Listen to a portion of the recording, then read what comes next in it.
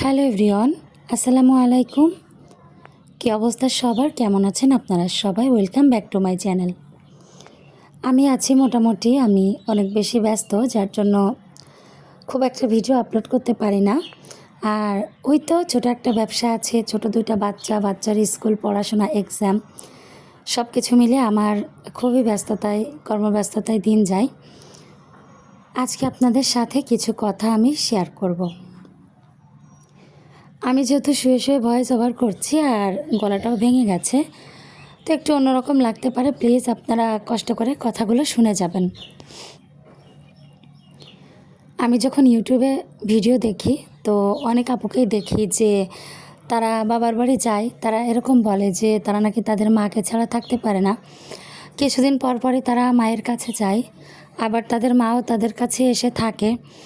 আবার তাদের মা দেখি তাদের অনেক কিছু দিয়ে দেয়, আবার তারাও দেখি তাদের মাদেরকে অনেক শপিংও করে দেয়।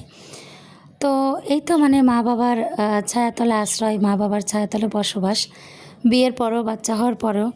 আবার ছেলে মেয়েগুলোকেও তাদের বাবা মা কত ভালোবাসে। তো এই জিনিসগুলো যখন দেখি তখন আমার বুকের মধ্যে না একটা অস্থির রকমের ব্যথা শুরু হয়, কষ্ট লাগে, কান্না আসে, কান্না করিও। আগের দিন আমি একটা আপুর ভিডিও দেখে আসলে আবেগ নিয়ন্ত্রণ করতে না পেরে ওই দিন আপুকে কমেন্ট করেছিলাম যে বাবা মার বাসায় আসলে যাওয়া তো কপাল থেকে উঠেই গেছে। তো আপুটা জানতে চেয়েছিল এই কথা কেন বললাম, তো আজকে আপনাদের সাথে বলবো। আমার বাবা পুলিশের চাকরি করতেন, তো তিনি 2015 সালে অনেক বেশি অসুস্থ হয়ে পড়ে। আর তখন থেকে আমরা তার ট্রিটমেন্ট করাতে মানে আমার বাবা ছিলেন হচ্ছে পুলিশ, উনি পুলিশের চাকরি করতেন। তো মধ্যবিত্ত ফ্যামিলি, 4টা ভাই বোন আমরা। খুবই অল্প বয়স যখন আমার আব্বুর, তখন হচ্ছে দাদা মারা গিয়েছিল।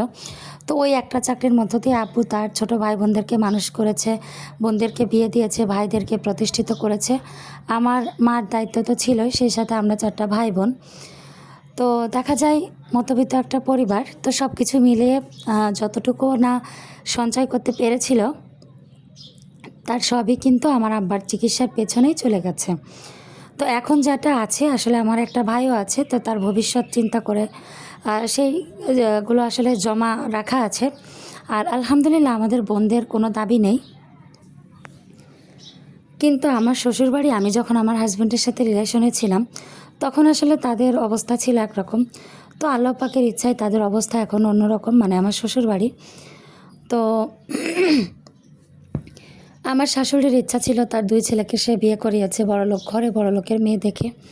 কিন্তু আমার বাবা যেহেতু মধ্যবিত্ত, তো আমার শাশুড়ির ইচ্ছা ছিল যে তার বড় ছেলেকেও সেরকম খুব ভালো ফ্যামিলি দেখে বিয়ে করাবে।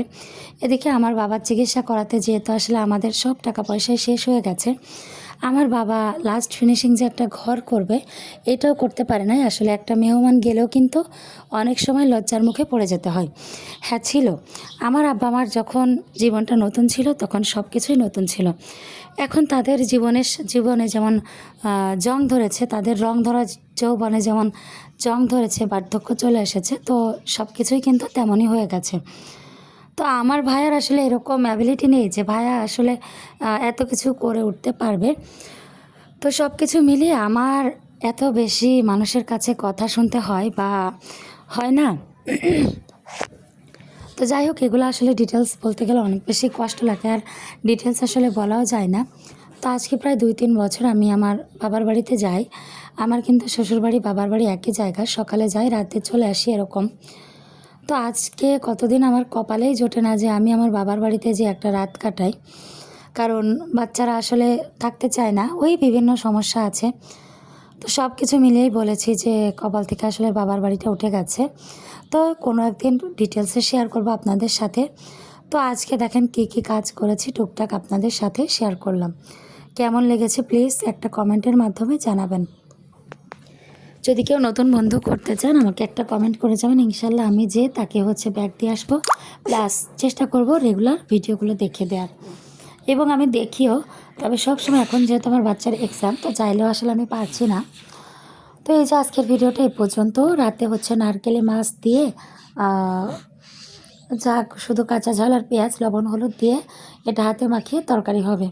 তো সবাই ভালো থাকবেন, সবাই সুস্থ থাকবেন এবং আমার পরিবারের জন্য দোয়া রাখবেন আপনারা।